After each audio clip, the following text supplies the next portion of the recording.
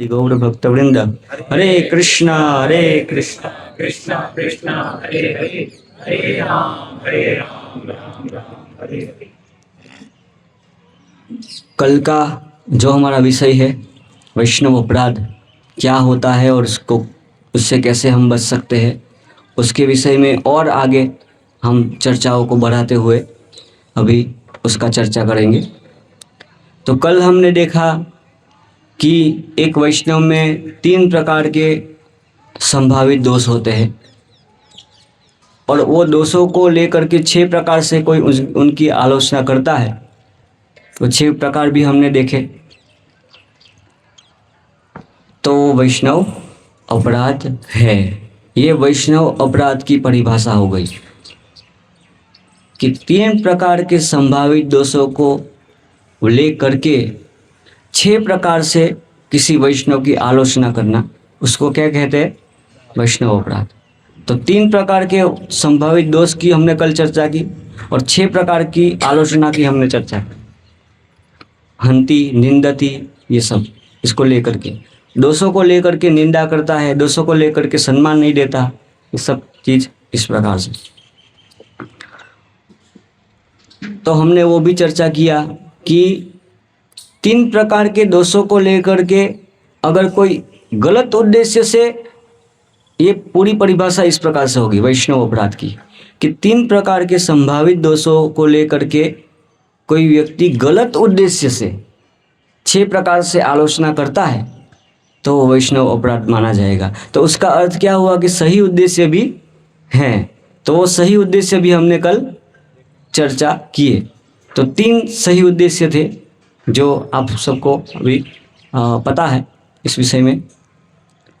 तो अभी हम कल के चर्चा से हम ये निष्कर्ष पे आए हैं कि कोई हमारे प्रति वैष्णव अपराध करता है, चाहे हमारे दोस्त हो या नहीं हो, तो उन्होंने मेरे प्रति वैष्णव अपराध कर दिया, इस प्रकार की भावना भी आ सकती है। तो सही है कि नहीं ये?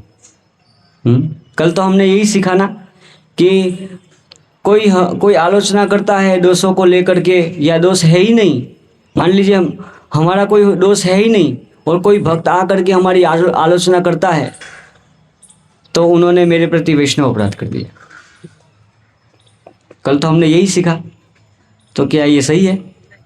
ये सही नहीं है ना? तो हम यहाँ से हमें आगे और ये समझना है कि दोनों पक्षों का जो परिप्रेक्ष्य है देखने का वो अलग अलग होता है। हमारा व्यक्तिगत परिप्रेक्ष्य और सामने वाले का परिप्रेक्ष्य दोनों का क्या होता है? अलग होता है। हमारा परिप्रेक्ष्य क्या होना चाहिए कि हम तो भक्त है ही नहीं, है ना? एक वैष्णव कभी भी अपने आप को वैष्णव नहीं समझता, तो हमारे प्रति कौन अपराध कर सकता है? हमारी भावना ये होनी चाहिए कि हमारे प्रति अपराध कौन कर सकता है? हम वैष्णव है ही नहीं, है ना?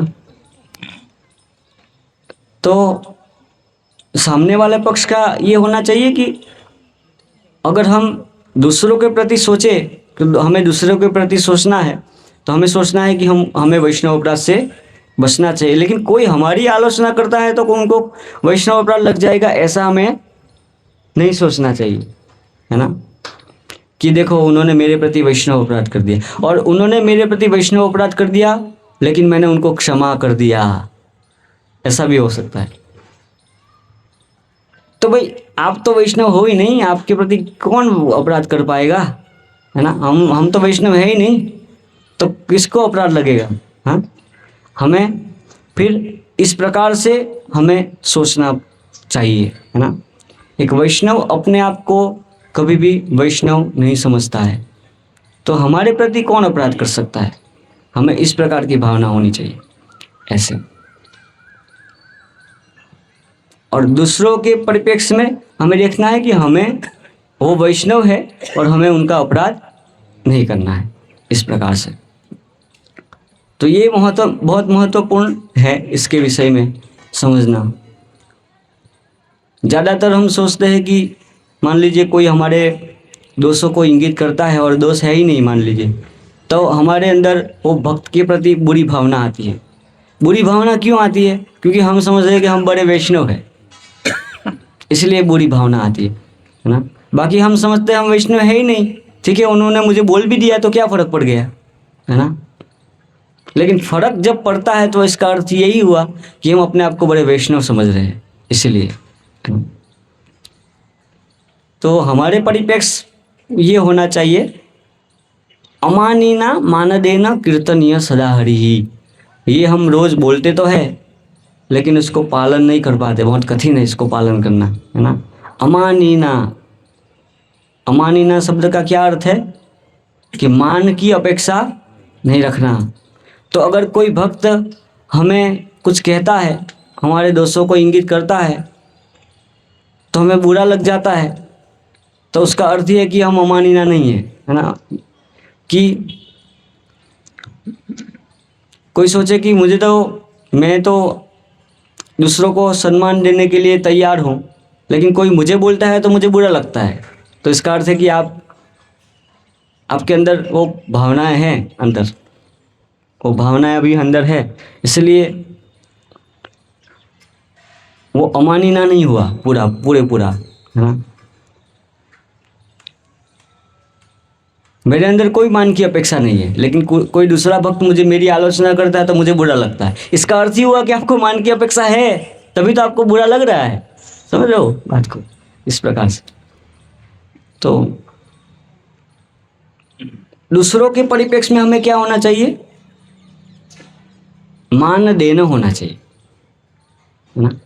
और अपने परिप्रेक्ष्य क्या होना चाहिए? अमानिना होना चाहिए। ये दोनों, है ना। दूसरों के परिप्रेक्ष्य में हमें देखना है कि उनको हमें मान देना है, इस प्रकार से। तो ये दोनों अलग अलग है, अपना परिप्रेक्ष्य अलग है, दूसरों को देखने का परिप्रेक्ष्य अलग अलग है दोनों को। कि हमारे प्रति तो कोई अपराध कौन कर सकता है ना, हम तो वैष्णव है ही नहीं। एक वैष्णव कभी भी अपने आप को वैष्णव समझता ही नहीं है वो, ऐसे। तो इस प्रकार से समझ सकते हैं। और दूसरा, कल के आख्यान से हम एक चीज़ और भी सीख सकते हैं कि जैसे सुरुचि ने ध्रुव को अपमानित किया, तो ध्रुव महाराज, हालांकि ऐसा प्रश्न हो सकता है कि वो पहले भक्त तो नहीं थे, वो तो बाद में भक्ति तो उनके अंदर जागृत हुई नारद मुनि की कृपा से, तो भी उनको वैष्णव अपराध लग गया सुरुचि को। क्यों? क्योंकि चाहे पहले वैष्णव क्यों ना हो, पहले सामान्य जीव है, लेकिन बाद में वो वैष्णव बनता है तो उसका अपराध का परिणाम घातक ही होगा। समझ रहे हो, है ना। कि मान लीजिए कोई भक्त की हमने आलोचना की और आगे जाके वो भक्त बहुत बड़ा वैष्णव बना, तो उसका परिणाम भी घातक होगा हमारे लिए। इसलिए किसी का भी अपमान नहीं करना चाहिए, इसका अर्थ ये हुआ, है ना। क्योंकि हर जीव पोटेंशियल वैष्णव है ही। प्रत्येक जीव प्रोटेंशियल वैष्णव, क्या बोलेंगे प्रोटेंशियल को हिंदी में? अपने आप में वैष्णव है ही हर जीव, नहीं है कि नहीं है? क्योंकि जीव तो भगवान का अंश है, तो अपने आप में वो वैष्णव हुआ कि नहीं? अपने आप में वैष्णव की उनकी नेचुरल स्थिति क्या है?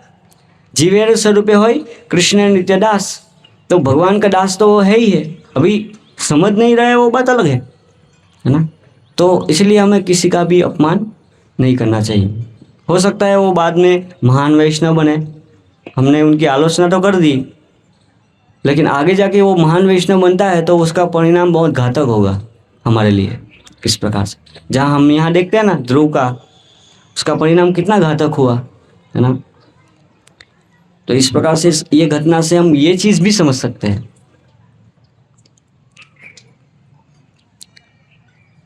और यहाँ पे हमने आज का श्लोक जो लिया है उसका पूरी ये वृत्तांत है कि कैसे एक बार ब्रह्मा जी के मार्गदर्शन में दक्ष प्रजापति जो है वो महान यज्ञ कर रहा था, और यज्ञ में सभी देवता, सभी ऋषि मुनि एकत्रित हुए थे, और दक्ष प्रजापति, हालांकि वो प्रजापति है, तो वो उनके ब्रह्मा जी के मार्गदर्शन के अनुसार वो यज्ञ संपन्न कर रहा था दक्ष प्रजापति।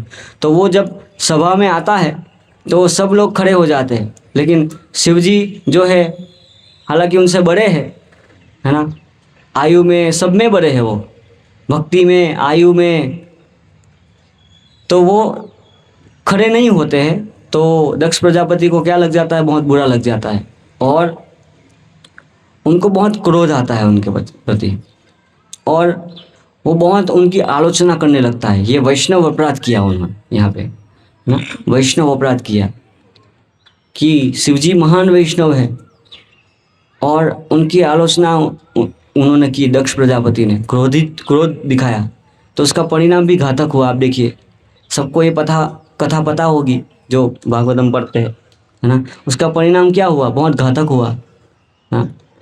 तो ठीक है, सम्मान नहीं दिया तो वो बड़े हैं, तो मर्यादा का भी इसमें विचार है ना, कि सम्मान कौन दे सकता है ना।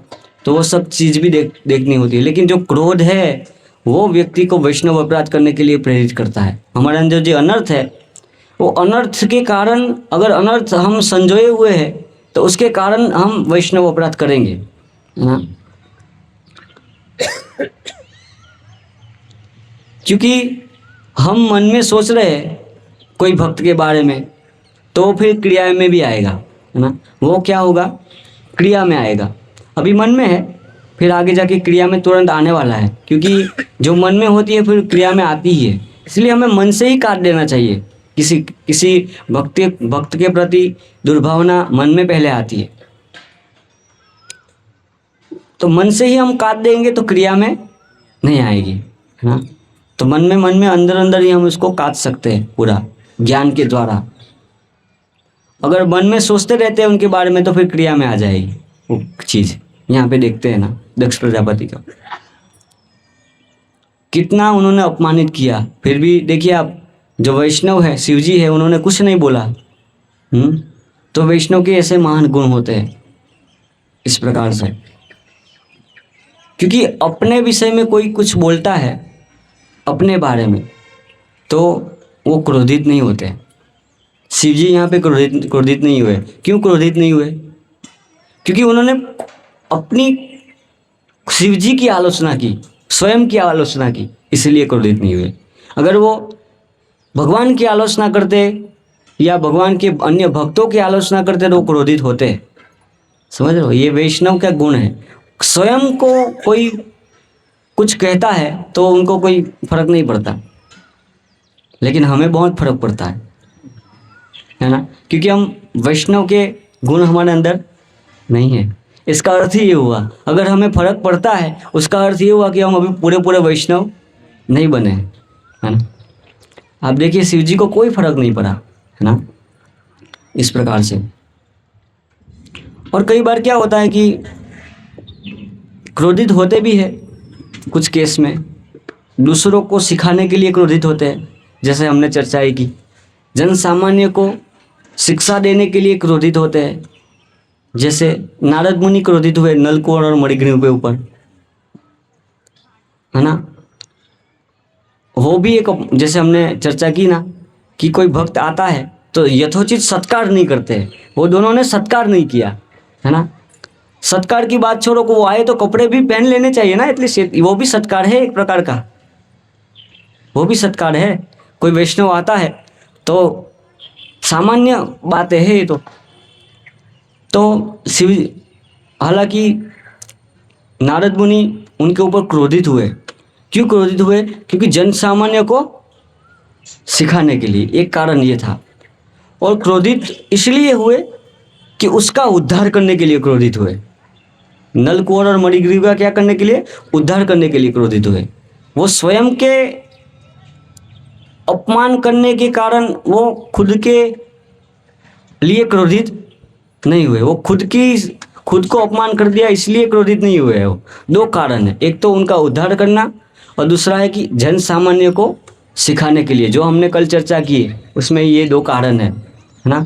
एक तो दूसरे जीवों के हितार्थ, जब हम दूसरे के दोषों को इंगित करते हैं तो वैष्णव अपराध नहीं है इस प्रकार से। और जन सामान्य को सिखाने के लिए हम दूसरे के दोष को दिखाते हैं तो वो भी अपराध नहीं है। तो वो ये सब हम कल चर्चा की है इसकी।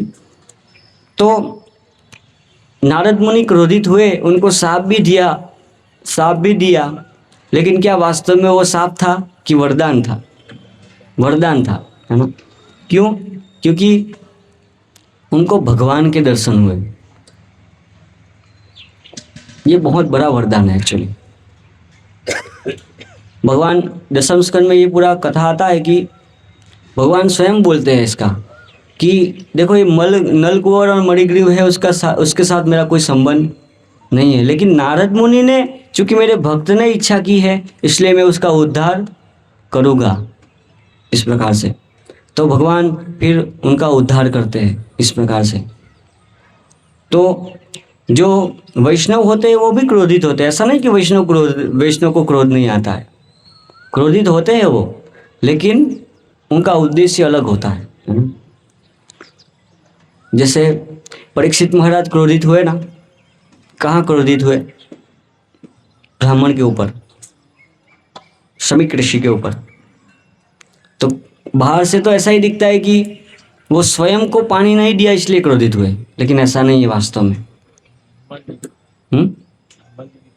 हाँ, ऐसे। तो बाहर से ऐसा दिखता है कि उनको पानी नहीं दिया तो इसलिए उनको क्रोध आ गया, लेकिन कारण और है। कारण बहुत सारे हैं कि पहले तो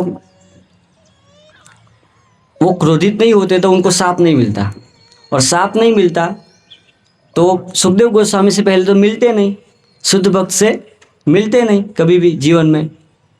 और भागवतम, हम भागवतम को, अब आज भागवतम कक्षा ही नहीं होती, अगर वो नहीं होता तो वो भागवतम कक्षा ही नहीं होती आज, है ना? भागवतम हमारे पास आया है तो ये सब कारण है। ये भागवतम क्यों आया हमारे पास? वही आ गया कि दूसरे जीवों का उद्धार करने के लिए, जो हमने कल चर्चा की, है ना? ये कारण है। तो ये 3 जो कारण हमने देखे हैं, उसमें आप कोई भी रीजन देख लीजिए। वैष्णव क्रोधित होता है तो उसके 3 में से ही कोई एक होगा, ये 3 में से ही कोई एक होगा। आप देखेंगे अल्टीमेटली उसको बहुत अच्छे से एनालिसिस करेंगे तो ये कारण है। बाहर से दिखता है कि वो स्वयं के पानी नहीं दिया, स्वयं को पानी नहीं दिया इसलिए वो क्रोधित हुए। वास्तव में ऐसा नहीं है, वो दूसरे बद्ध जीवों के हितार्थ वो क्रोधित हुए। वहाँ पे वो दिखता नहीं है ना? वो सामान्य लोग भागवतम को पढ़ेंगे, भागवतम कथा सुनेंगे सप्ताह, उसमें ये सब नहीं चर्चा होगी, है ना? उसमें ये सूक्ष्म बातें की चर्चा नहीं होती है। इसलिए 7 दिन में भागवतम नहीं सुननी चाहिए कभी भी। और प्रभुपाद ने हमें कभी ऐसा सिखाया नहीं कि सब भागवत सप्ताह कीजिए आप। प्रभुपाद ने हमें डेली भागवतम कक्षा बोला है ना? ये दिया है प्रभुपाद ने, क्योंकि रोज नित्यम भागवत सेवया, है ना? 7 दिन में क्यों करना? नित्यम भागवत सेवया। आप घर जाके ये श्लोक का अनुवाद पढ़ेंगे ना, तो प्रभुपाद जी ने नित्य भागवत सेवया का क्या अर्थ लिखा है पता है किसी को? भागवतम कक्षा में नित्य रूप से उपस्थित रहना, ये अनुवाद किया है नित्यम भागवत सेवया। आप घर जाके ये श्लोक पढ़िए हिंदी में कि नित्य रूप से भागवतम कक्षा में उपस्थित होना, नित्यम भागवतम सेवया का प्रभुपाद ने ये ट्रांसलेशन किया है डेली, क्योंकि रोज भागवतम सुनना चाहिए। प्रभुपाद ये कहना चाहते हैं वहाँ पे। ऐसे नित्यम भागवत सेवया का एक अर्थ ये भी हो सकता है कि रोज भागवतम को पढ़ना, ये भी होता है। लेकिन प्रभुपाद ने ट्रांसलेट क्या किया कि रोज भागवतम कक्षा में उपस्थित होना, ऐसा ट्रांसलेशन किया है। हाँ, अनुवाद में ही है, आप पढ़ेंगे तो देखेंगे ऐसे, क्योंकि ये रोज भागवतम होनी चाहिए, 7 दिन में क्यों ऐसे। तो ये सब सूक्ष्म चीजें हैं। बाहर से तो ऐसे ही दिखता है, देखिए कि परीक्षित राजा ने अपने लिए क्रोध किया, लेकिन ऐसा नहीं था। हम देखिए दूसरे जीवों के हितार्थ के लिए वो क्रोध करते हैं। एक क्षत्रिय जो है वो युद्ध में क्रोधित होता है, लेकिन वो क्रोध अपने स्वयं के लिए नहीं होता है, वो धर्म की रक्षा के लिए होता है। क्षत्रिय लोग युद्ध करते हैं, बहुत क्रोधित होते हैं, दूसरों की हिंसा भी करते हैं वो लोग, लेकिन वो हिंसा किस लिए करते हैं? धर्म की रक्षा करने के लिए। ये हर क्षत्रिय का कर्तव्य है, धर्म की रक्षा करना। उसमें वो क्रोधित होते हैं तो उनको वो अपराध या पाप नहीं लगेगा, इस प्रकार से। तो इसलिए धर्म युद्ध कहा जाता था पहले जो युद्ध होता था उसको क्या कहा जाता था? धर्म युद्ध, क्योंकि वो धर्म की रक्षा करने के लिए युद्ध किया। जैसे ये जो महाभारत हुआ पूरा, वो किसके लिए हुआ? धर्म युद्ध है वो, है ना। धर्म की रक्षा करने के लिए भगवान आए थे। यदा यदा ही धर्मस्य, है ना। तो बाहर से ऐसा दिखता है कि क्रोध हो रहा है, हिंसा हो रही है, लेकिन वो वास्तव में धर्म की रक्षा हो रही है वहाँ पे, इस प्रकार से। तो इसलिए हमारा परिप्रेक्ष्य और दूसरों को देखने का परिप्रेक्ष्य दोनों अलग अलग है। और दूसरी चीज़ ये भी हो सकती है कि हम दूसरों के दोषों को दिखाएं, और मान लो दूसरों को बुरा लग गया तो हम बोले कि आपको तो बुरा लगना ही नहीं चाहिए, आपको तो अमानी ना होना चाहिए ना। दूसरों को आपको क्यों बुरा लग रहा है? मैं बोल रहा हूँ तो आपको क्यों बुरा लग रहा है? आपको तो अमानी ना होना चाहिए। तो क्या ऐसा सही है? ये भी सही नहीं है ना। तो दूसरों के परिप्रेक्ष्य में हमें मान देना होना चाहिए, इस प्रकार से। तो ये दोनों का परिप्रेक्ष्य समझ रहे हो, अलग अलग है। सामने वाला हमारी कोई आलोचना करता है तो हमें क्या होना चाहिए? मान देना। और हम दूसरों की आलोचना करते हैं, आलोचना नहीं करनी चाहिए। इसका मतलब हम अमानना नहीं है, इस मान देना नहीं है, इस प्रकार से हम इसको समझ सकते हैं। तो यहाँ पे ये वृत्तांत में जो दक्ष है उनको बहुत उनको ईर्ष्या हुई। शिवजी खड़े नहीं हुए इसलिए बहुत ईर्ष्या किया उन्होंने, है ना। तो ये सब अनर्थों के कारण हम दूसरों की आलोचना करते हैं, दूसरों के प्रति अपराध करते हैं। अगर हृदय में सेवा भावना है तो अपराध होगा ही नहीं, ये एंटीडोट है उसका, है ना। भोग भावना है तो अपराध होंगे ही होंगे। अगर हमारे अंदर भोग भावना है तो अपराध होंगे ही। अगर हम सेवा से ओतप्रोत रहेंगे तो जगह ही नहीं बचेगी कि हम किसी का अपमान करेंगे, वो चांस ही नहीं है। लेकिन जहाँ सेवा भावना कम हुई वहाँ अपराध होने के चांसेस बढ़ जाएंगे, क्योंकि हृदय खाली है तो फिर वो शत्रु जगह घेर लेते हैं उसमें, इस प्रकार से। तो ये सब चीज़ है। तो इसलिए वैष्णव अपराध को हमें अच्छे से सब चीज़ों को समझना होगा। बाकी हम गलत व्याख्या कर लेंगे वैष्णव अपराध की, है ना। बहुत भक्त समाज में वैष्णव अपराध के बारे में बहुत भ्रांत धारणाएं होती है, बहुत ज़्यादा भ्रांत धारणाएं हैं। कि एक धारणा ये भी है कि किसी को भी किसी की आलोचना नहीं करनी चाहिए, कि कोई भी किसी के दोष को इंगित ना करे, ऐसा भी होता है। ऐसा नहीं होता है, क्योंकि दोषों को इंगित करना आवश्यक है, बल्कि करना चाहिए, है ना। उसके हितार्थ वो करना चाहिए, इस प्रकार से। तब प्रशिक्षण होता है भक्त का, है ना। जब ऐसे दोषों को इंगित किया जाता है फिर उसमें सुधार आता है तो वो निखर के आता है पूरा। भक्त बहुत प्रगति करते हैं, इस प्रकार से। तो यहाँ पे शिव जी का हम देखते हैं कितना वो क्रोधित नहीं हुए। अपने परिप्रेक्ष्य में वो देख रहे हैं कि मैं क्यों क्रोधित हूँ उनके ऊपर, वो मेरी स्वयं की आलोचना कर रहा है, इसलिए वो क्रोधित नहीं हुए। अगर मान लीजिए भगवान की आलोचना करते होते तो वो क्रोधित होते हैं वहाँ पे, इस प्रकार से। तो हमें भी फिर जब मान लो कोई भगवान का अपमान करता है या भगवान के भक्तों का प्रचार में मिलते हैं ना लोग ऐसे, जो भगवान के बारे में अनाप शनाप बातें बोलते हैं या भक्तों के विषय में बोलते हैं, तो क्या हमें फिर कुछ बोलना चाहिए कि नहीं बोलना चाहिए?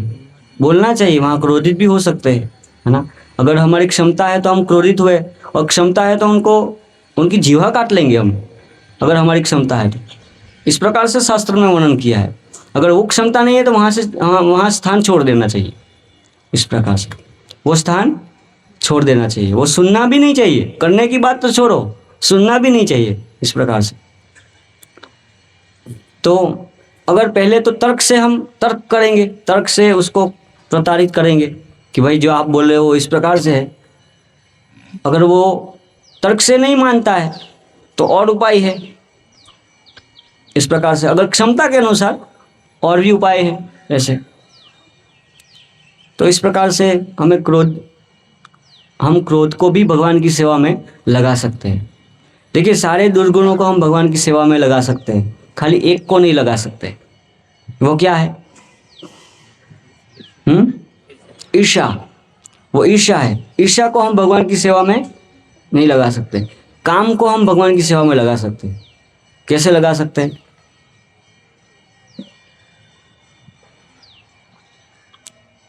काम कृष्ण कर्मार्पणे, कि काम को हम भगवान की सेवा में लगा सकते हैं, संतान उत्पत्ति करके उनको वैष्णव बना के। ये काम भगवान की सेवा में लगता है ना। संतान उत्पत्ति करके वो उसको भक्त बनाने के उद्देश्य से अगर हम इस प्रकार से करते हैं तो क्या हो गया? वो काम जो है वो भगवान की सेवा में लग गया है। ऐसे काम कृष्ण कर्मार्पणे। क्रोध भक्त द्वेषी जने। क्रोध को हम कैसे भगवान की सेवा में लगा सकते हैं? क्रोध भक्त द्वेषी जने, कि भक्तों के जो द्वेषी है, भगवान के जो द्वेषी है, उसके ऊपर जब हम क्रोध करते हैं तो वो भगवान की सेवा में वो क्रोध क्या है? लग जाता है इस प्रकार से।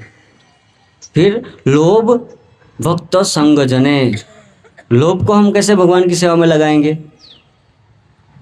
भक्तों के संग में, है ना। भक्तों के संग करने का लोभ होना चाहिए, भगवान की सेवा करने का लोभ होना चाहिए, शास्त्रों का अध्ययन करने का लोभ होना चाहिए। ये लोभ होना चाहिए, वास्तविकता, है ना। तो जब ऐसा हम लोभ करते हैं तो वो लोभ क्या होता है? भगवान की सेवा में लग जाता है। लेकिन ईर्ष्या जो है उसको तो निकालना ही होगा, उसको हम भगवान की सेवा में नहीं लगा सकते। ईर्ष्या को हम भगवान की सेवा में नहीं लगा सकते। वो ऐसा अनर्थ है जिसको हमें हृदय से बाहर निकालना ही होगा, है ना। वो ईर्ष्या के कारण ही इस जगत में हम फंसे हुए हैं। इच्छा द्वेष समुत्थे ना द्वंद्व मोहे न। इस द्वंद्वमय जगत में हम क्यों आए? क्योंकि हमने क्या किया? सबसे पहला ईर्ष्या किया। वो ईर्ष्या ही मूल कारण है यहाँ पे आने का। तो वो ईर्ष्या को क्या है कि उसको निकालना ही पड़ता है, वो सेवा में नहीं लगता है, बाकी सब सेवा में लग जाएंगे आप, इस प्रकार से। ये एक दुर्गुण बहुत घातक है। ये ईर्ष्या बहुत घातक है। ये वो कुछ भी करवा सकता है। ये ईर्ष्या के कारण ही भक्त लोग भक्ति छोड़ के चले जाते हैं, ये ईर्ष्या के कारण। और देखिए, भगवान ने जो 24 गुणों का वर्णन किया है 12वें अध्याय में भगवत गीता में, तो सबसे पहला गुण क्या बताया? अद्वेष्टा। अद्वेष्टा सर्वभूतानाम, है ना। कि अद्वेष्टा मतलब जो किसी से क्या नहीं करता? द्वेष नहीं करता, ईर्ष्या नहीं करता। क्यों उसको पहले बताया? क्योंकि वो ईर्ष्या ही मूल कारण है यहाँ आने के लिए। यहाँ हम आए हैं ईर्ष्या के कारण, इसलिए उसको सबसे पहले बताया भगवान ने, है ना। अद्वेष्टा सर्वभूतानाम, जो किसी से द्वेष नहीं करता, जो भक्त के गुण बताया। क्योंकि द्वेष ही ऐसी चीज है जिसके कारण ही इस जगत में फंसे। सबसे बड़ा ये दुर्गुण है हमारा, द्वेष करना किसी के प्रति। ये दुर्गुण के कारण ही वैष्णव अपराध होते हैं, है ना। हमारे अंदर दुर्गुण है इसलिए वैष्णव अपराध है। अगर हमारे अंदर कोई दुर्गुण नहीं है तो वैष्णव अपराध के चांस कहाँ पे है? वो संभव ही नहीं है। दुर्गुणों के कारण ही, ये ईर्ष्या के कारण ही सब चीज होती है इस प्रकार। इसलिए भगवान ने उसको पहले कहा है अद्वेष्टा सर्वभूतानाम। तो ये समझना बहुत आवश्यक है कि ईर्ष्या से मुक्त, इसलिए वो श्लोक आता है ना, परमो निर्मत्सराणाम सताम, कि जो ईर्ष्या से मुक्त है वो ही भागवतम को समझ सकता है ना। ऐसा बताया, धर्म प्रोजित केतवोत्रो परमो निर्मत्सराणाम सताम। जो निर्मत्सर है, जो ईर्ष्या से मुक्त है, ऐसे भक्तों लोग भागवतम का रसास्वादन कर सकते हैं। वहाँ पे वो बताया है ना। हम पूर्ण रूप से भागवत का रसास्वादन नहीं कर पाते, कुछ हद तक हम रसास्वादन कर रहे हैं, ऐसी बात नहीं है। लेकिन पूर्ण रसास्वादन तो कब होगा? जब हम क्या होंगे, ईर्ष्या से मुक्त हो जाएंगे पूरे, तब हम भागवतम को अच्छे से समझें। इसलिए निर्मत्सरा नाम सताम लिखा कि जो मत्सरता से मुक्त है, निर्मत्सर है, जो ईर्ष्या से मुक्त है, वो भक्तों के लिए भागवतम रसमय विषय है। अभी हमारे लिए दवा है, वो मेडिसिन है। ये भागवतम हम जो अभी कथा श्रवण कर रहे हैं, वो क्या हो रहा है अभी, वो हम दवा ही ले रहे हैं, लेकिन वो दवा ही रसास्वादन हो जाती है बाद में, है ना। साधक अवस्था में वो दवा होती है, मेडिसिन होती है, औषधि होती है, और वही औषधि फिर रस बन जाती है शुद्ध अवस्था में। इस प्रकार से तो ये जो भागवतम की कथाएं हैं, उसको एक जगह पे औषधि भी बोला गया है, और एक जगह पे ऐसा भी बताया है कि वो अमृत है। तो कथा अमृतम तप्त जीवनम कवि भी ऋणितम कल्मषापहम, वो कल्मषों को नाश करने वाली एक कथा जो है वो अमृत के समान है। और दूसरे जगह बताया है कि भवो सदा छोत्र मनोभिरामात, है ना। उसकी पहली लाइन क्या है, किस अभी याद नहीं है, कि भवो सदा छोत्र मनोभिरामात, औषधात, वो औषधि है। ये जो कथा है, वो भगवान की जो कथा है, वो औषधि के समान है। वो औषधि से हमारे अनर्थ क्या होंगे, दूर होंगे। लेकिन वही औषधि फिर अनर्थ दूर होने के बाद क्या हो जाएगी, वो रस हो जाएगा, रसास्वादन है ना। इसलिए देखिए, परीक्षित महाराज जो भागवतम सुन रहे हैं, वो क्या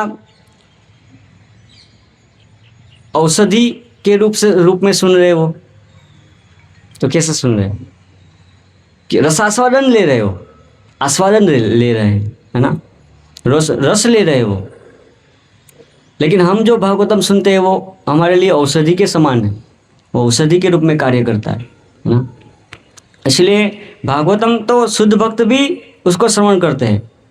क्यों? क्योंकि रस आता है, रसास्वादन करते हैं इसका। लेकिन हमें रस नहीं भी आता है, फिर भी सुनते हैं। क्यों? क्योंकि ये औषधि है। इस प्रकार से ये औषधि के रूप में कार्य करता है। हृदय भिद्यते हृदय ग्रंथि छिद्यन्ते सर्व संशयाः, ये बताया है ना। जो संशय है हमारे अंदर, वो भीड़ जाते हैं। भिद्यते हृदय, जो हृदय ग्रंथि है ना, हृदय ग्रंथि मतलब क्या, ये सब काम क्रोध लोभ मोह मद मत्सर्य, ये सब हृदय ग्रंथि है। वो हृदय ग्रंथि होने के कारण वो कट जाती है जब हम भागवतम को श्रवण करते हैं। इसलिए जो नियमित रूप से भागवतम कक्षा में आते हैं, वो जल्दी भक्ति में प्रगति करेंगे, क्योंकि वो औषधि ले रहे हैं। जो औषधि नहीं लेता है, उनकी प्रगति भी धीरे ही होगी उसकी। रोग जो है ना, बहुत बड़ा है। ये टेम्परेचर बहुत है, 180 डिग्री टेम्परेचर है ना। वो टेम्परेचर धीरे धीरे कम होता है। इस प्रकार से बुखार है हमको बहुत बड़ा, है ना।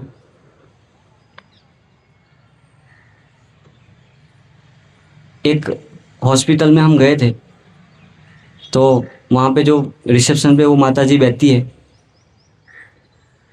वो बोली कि आपका डॉक्टर मतलब यहाँ आने का पर्पस क्या है, पुस्तक देने का, उससे क्या होगा, क्या है।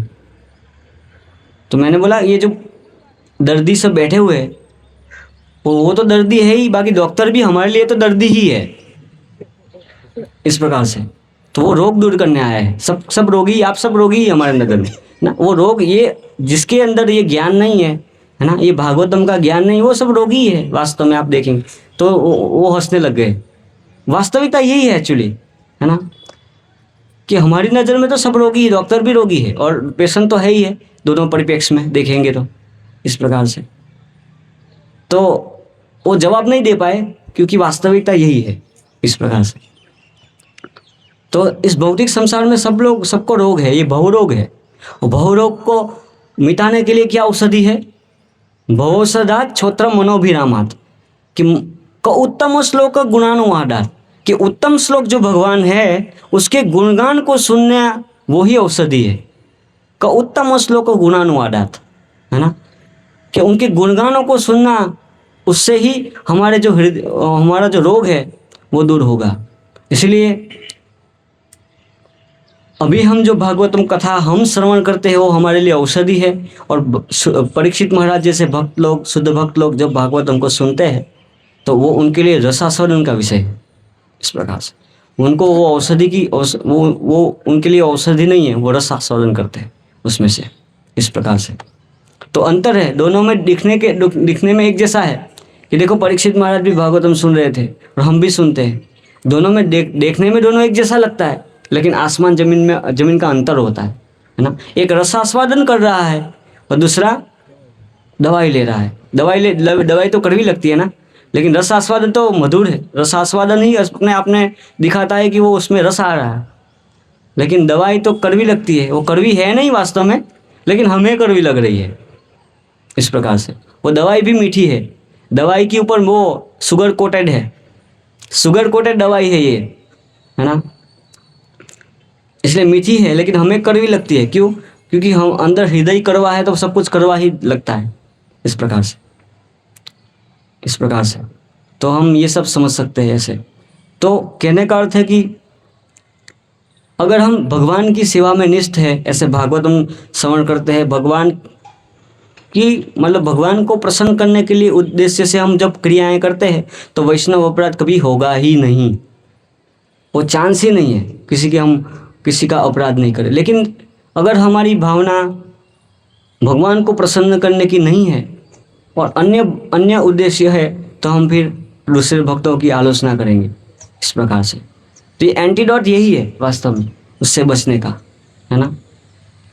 तो इस प्रकार से और दूसरी चीज़ हम समझ सकते हैं कि हमारा जो स्वभाव है वो इस प्रकार का होना चाहिए कि दूसरे भक्त लोग हमें अपने अनर्थ दिखा सके। हमारा स्वभाव इस प्रकार से होना चाहिए, है ना। अगर हमारा स्वभाव इस प्रकार का नहीं है तो कोई फिर हमें अनर्थ दिखाएगा नहीं, क्योंकि वो अनर्थ दिखाएंगे उनको पता है कि वो सुनने वाला नहीं है। तो इसलिए हमारा इस प्रकार का स्वभाव होना चाहिए कि कोई भी व्यक्ति सामान्य नया आया भक्त भी वो हमारा अनर्थ दिखा सके। हमारा इस प्रकार का स्वभाव होना चाहिए। लेकिन हमारा स्वभाव इस प्रकार का नहीं है तो कोई हमें बोलेगा नहीं, अनर्थ दिखाएंगे नहीं, क्योंकि हमने इस प्रकार का स्वभाव बना के रखा है ना। तो इसलिए हमारा सरल स्वभाव होना चाहिए।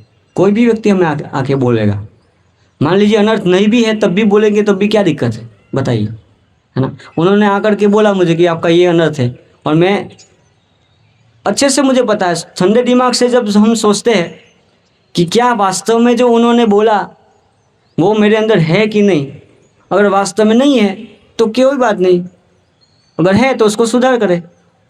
दो चीज़ है ना। नहीं है तो क्या हो गया, उन्होंने बोला वो चीज़ नहीं है तो ठीक है, उन्होंने बोल दिया तो क्या फ़र्क पड़ गया। लेकिन हम तो ऐसे नहीं हैं, लेकिन हमें बहुत फ़र्क पड़ जाता है कई बार, है ना, कि नहीं होते हुए भी क्यों बोला मुझे, है ना। इस प्रकार से तो नहीं हो तो सावधान, वो वार्निंग मिल रही है कि आगे भी मत करना आप। वो तो अच्छा है ना वार्निंग मिलना, है ना, कि मान लीजिए किसी भक्त ने हमें बोला कि आपको ऐसा ऐसा करना, आप ऐसा ऐसा करते हैं, है ना, तो नहीं किया फिर भी हमको बोला, तो एक परिप्रेक्ष्य में यही है ना कि आगे भी सावधान रहूं, वो भी ध्यान रखिए आप। इसलिए बोला जा रहा है कि आगे भी मत करना ऐसा, सावधान, वार्निंग मिल रही है तो अच्छा है ना वार्निंग मिलना। इस प्रकार से ये बहुत गुह्य है एक्चुअली, ये प्रैक्टिकल में आचरण कर पाना कठिन है, वो हम चर्चा कर रहे हैं, क्योंकि चर्चा करें हमको पता है, देखिए हम उस स्तर पे नहीं है, लेकिन हमें थियोरिकल अगर हमें पता होगा तब हम उस स्तर पे जाने का प्रयास करेंगे। अगर हम थियोरिकल ये सब जो रहस्य को है, जो ये जो सूक्ष्म बातें हैं वो हमें पता नहीं है तो हम कैसे प्रयास करेंगे, फिर प्रयास नहीं कर पाएंगे। इसलिए थियोरिकल हमें पता होना चाहिए और वो उस तरफ जाने का हमारा क्या है, प्रयास होना चाहिए, है ना। बाकी खाली बड़ी बड़ी बातें हम कर सकते हैं, लेकिन व्यावहारिकता में हम आचरण करने का प्रयास नहीं कर रहे तो उसका कोई अर्थ नहीं है, है ना। इसलिए हम पहले सैद्धांतिक रूप से हम इसको समझे कि वैष्णव अपराध क्या है, जो हमने अभी चर्चा की, वो हम समझे और इस प्रकार से फिर व्यवहार करने का प्रयास करें अपने परिप्रेक्ष्य में और दूसरों के परिप्रेक्ष्य में। दोनों का परिप्रेक्ष्य हमें पता होना चाहिए कि हमारे परिप्रेक्ष्य में हमें हमारा कोई दोषों का इंगित करता है तो हमें कैसा व्यवहार करना चाहिए, और हमें दिख रहा है कि दूसरे भक्त के अंदर दोष है तो वो दोषों को कैसे उनके अंदर वो दोष उससे निकले, वो उसके लिए हम क्या कर सकते हैं, वो भी हमारा प्रयास होना चाहिए सही भावना से, इस प्रकार से। तो ये दोनों चीज़ हमें सीखनी होगी इस प्रकार, तब हम अच्छे से भक्ति में प्रगति कर पाएंगे, है ना। भक्ति में ये सब चीज़ें भी है, ऐसा नहीं खाली जप करना है, भागवत पढ़ते हैं, वो तो है ही है, लेकिन एटिकेट सीखना भी होता है भक्त, क्योंकि हम भक्त समाज में रह रहे हैं, है ना, भक्तों के संग में रह रहे हैं, तो भक्तों के संग में रहने में समस्याएं भी आती है ना, तो उसको हम सीखें और सही उद्देश्य से हम प्रयास करें भक्ति में प्रगति करने का, है ना। तो देखो जैसे कोई भक्त में दोष है नहीं और हमने सही भावना में उनको दोष दिखाए तब भी गलत है। अगर मान लीजिए उनके अंदर दोष है और हमारा उद्देश्य गलत है तब भी वो वैष्णव अपराध है ना। और दोष नहीं है और उद्देश्य सही है तब भी वो वैष्णव अपराध है, इस प्रकार से। तो ये सब चीज़ें हैं। तो यहाँ पे हम समाप्त करते हैं आज, और किसी का कोई प्रश्न है, टीका टिप्पणी है तो उसके विषय में आप बता सकते हैं। हरे कृष्णा। कोई प्रश्न है? जैसे आपने बताया कि अभी वो भक्त नहीं है, उसका अपन अपमान करके बाद में वैष्णव बनेगा तो अपराध लगता है। अभी भक्त उसका अपमान किया तो आगे जाए, क्योंकि वो अगर पति हो जाता है, गिर जाता है तो अपमान तो भी लगेगा, क्योंकि अभी तो भक्ति कर रहा है ना, अभी तो वो वैष्णव है ना, और वैष्णव का पतन होता है तो वो भक्ति तो नष्ट नहीं होती है, भक्ति तो कभी भी नष्ट नहीं होती है ना। स्वल्पम अपयस्य धर्मस्य त्रायते महतो भयात्। कोई अल्प मात्रा में भी भक्ति करता है तो वो भक्ति चालू रहती है उनकी। तो अभी हमें दिख रहा है कि वो पतन हो गया है, लेकिन आगे जाके और उनको अवसर मिलेगा भक्ति करने का, तो हम इस प्रकार से उसको समझ सकते हैं, है ना। एक छोटे परिप्रेक्ष्य में हम नहीं समझ सकते। देखिए जैसे अर्जुन ने प्रश्न किया था ना भगवत गीता में, क्या प्रश्न किया था कि जो योगी है वो अपने मार्ग से बीच में ही पथभ्रष्ट हो जाता है, सिद्धि प्राप्त नहीं की उन्होंने, बीच में ही वो क्या हो गया, पथभ्रष्ट हो गया। तो वो योगी को क्या, उस योगी का क्या होगा, क्या वो बादल की तरह छिन्न भिन्न हो जाएगा, ऐसा वर्णन किया है वहाँ पे, अर्जुन ने प्रश्न किया है। तो योगी के दो प्रकार प्रभुपाद समझाते हैं, भगवान भी उसमें ऐसा बोलते हैं। एक होता है कि थोड़ा समय उन्होंने अभ्यास किया और पतन हो गया, ये एक वर्ग है, और दूसरा दीर्घकालीन तक अभ्यास करने के बाद जो पतन हुआ। तो जो थोड़े समय में अभ्यास करने के बाद पतन हुआ, थोड़ी भक्ति करने के बाद जिनका पतन हुआ, वो ब्राह्मणों के घर में जन्म लेगा और धनी परिवार के घर में जन्म लेगा, इस प्रकार से बताया। सबको पता है ना ये श्लोक, सूची नाम से मतांगे है योग भ्रष्ट हो जाए। और जो दीर्घकालीन तक अभ्यास करने के बाद, बहुत भक्ति में प्रगति करने के बाद भी उनका पतन होता है, तो उसको क्या होगा, उसको ज्ञानी परिवार में जन्म मिलेगा। कैसा परिवार में? आप पढ़ेंगे भगवद गीता में, प्रभुपाद समझाते हैं इसको। ज्ञानी परिवार में अर्थात कोई गोस्वामी या आचार्यों के घर में उनका जन्म होगा, गोस्वामी या आचार्यों के घर में उनका जन्म होगा। तो अभी दिख रहा है कि उनका पतन हो गया, लेकिन आगे जाके उनको और भी अवसर मिलने वाला है ना। तो भी वो वैष्णव अपराध है, घातक उसके परिणाम, क्योंकि उनको अवसर मिलेंगे ना। तो भक्ति में पतन भी हो जाता है, वो भी उनको बाद में अवसर मिलता है, उनको इस प्रकार से भगवान अवसर देते हैं उनको, इस प्रकार से। तो जो भक्ति में प्रगति बहुत किया है और उनका पतन भी हो गया है, तो निश्चित रूप से उनको अवसर मिलेगा। तो ऐसे भक्त की भी आलोचना हम करते हैं, तब भी उसके परिणाम घातक होते हैं। आपके प्रश्न का ये उत्तर। और कोई? जैसे कोई सेवा करता है, हम दीक्षित नहीं हूँ, और वो अपने हिसाब से सही करता हो, और हमको लगता है गलत कर, तो उसको वो सोच सकता है तो करना चाहिए, लेकिन हाँ, समझ गया आपका प्रश्न का। कि उनका प्रश्न ये है कि मान लीजिए कोई दीक्षित भक्त है ना, वरिष्ठ भक्त है, और वो कुछ कर रहा है तो वो हमें दिख रहा है कि वो गलत कर रहा है, लेकिन वो है सही। मुझे उसका क्वेश्चन क्या है कि मैं दीक्षित नहीं हूँ, मैं कुछ कार्य कर रहा जी। हूँ, फिर भी मेरे को टोका टोकी चालू रखेंगे। वो दीक्षित भगत भी अगर सेवा करता हो दीक्षित भक्त को हर बार उसको हाँ, तो दीक्षित हो चाहे नॉन दीक्षित हो वो कोई फर्क नहीं पड़ता है। मेन पॉइंट ये है कि अगर वो सही कर रहे हैं और हम उसको आलोचना करते हैं उसकी, तो फिर तो भी अपराध तो लगता ही है ना। भक्त की बात छोड़ो, एक सामान्य जीव का भी हम आलोचना करते हैं बिना मतलब में, तब भी वो पाप लगता है। अपराध तो नहीं बोलेंगे, पाप बोलेंगे उसके परिप्रेक्ष्य में। तो ये तो भक्त है ना। तो अगर वो सही कर रहा है और हम उसको उसकी आलोचना करते हैं तो वो फिर उसके परिणाम भी घातक होंगे। ये आप मानव सेवा कर रहा है, पेड़ पौधों की सेवा कर कर- रहा है, भक्ति है ना। तो उसके परिणाम घातक होंगे फिर, है ना, सेवा तो भगवान की कर कर रहा है। रहा है। तो हमें देखिए क्या होता है कि हम अपने परिप्रेक्ष्य में सोचता है कि वो गलत है, लेकिन हमारा परिप्रेक्ष्य का क्या होता है, हमारा परिप्रेक्ष्य छोटा होता है सोचना समझने के लिए। इसलिए हम क्या करते हैं कि तुरंत उसके ऊपर रिएक्ट कर देते हैं, भक्त के ऊपर, कि ये गलत ही होगा, लेकिन वो सही भी हो सकता है। हमारा परिप्रेक्ष्य बहुत छोटा होता है सोचने का, है ना। जैसे मान लीजिए अरविंद दास प्रभु है, उन्होंने उन्होंने कुछ ऐसे भक्त को भी अपने ग्रुप में रखा है जो भक्ति करता ही नहीं है। ऐसे भक्त को भी अपने ग्रुप में रखा है कि जो कोई भक्ति का उनको ढंग से कहीं वो इंद्रिय भोग में ही लगा हुआ है, लेकिन फिर भी यहाँ पे प्रसाद लेने ही आता है, फिर भी अरविंद दास प्रभु उसको चला रहे हैं। तो हम क्या देखेंगे, देखो क्या प्रभु जी ऐसे व्यक्ति को भी ले रहे हैं। लेकिन हमारा परिप्रेक्ष्य क्या है, बहुत छोटा है वो। पर कई बार चलानी पड़ती है चीज़ें संस्था को चलाने के लिए, फिर वहाँ पे क्या हवा छोड़ेंगे।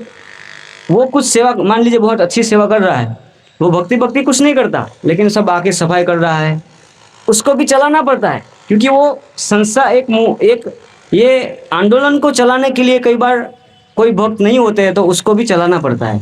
लेकिन हम क्या सोचते हैं कि देखो ऐसे प्रभु जी कर रहे हैं, गलत कर रहे हैं, लेकिन हमारा परिप्रेक्ष्य बहुत छोटा है। और मान लीजिए ये नहीं, उसको निकाल देंगे तो कौन करेगा, वो कोई है नहीं तो भक्त। तो इसलिए जो बड़े भक्त है, वरिष्ठ भक्त है, वो परिप्रेक्ष्य उनका बड़ा होता है। तो छोटे परिप्रेक्ष्य में हमें किसी की आलोचना नहीं करनी चाहिए, है ना। अगर हमें लग रहा है कि वो गलत कर रहा है तो हम उनकी अथॉरिटी को बताएं। अगर वो हमारा नहीं सुनता है ना, पहले तो कहने का तरीका होना चाहिए, है ना। कहने का एक तरीका होता है, उसको कैसे प्रेजेंट किया जाए, कैसे उनके दोषों को निकाला जाए, उसका विचार करना चाहिए। पहले मन में ठंडे दिमाग से सोचना होगा।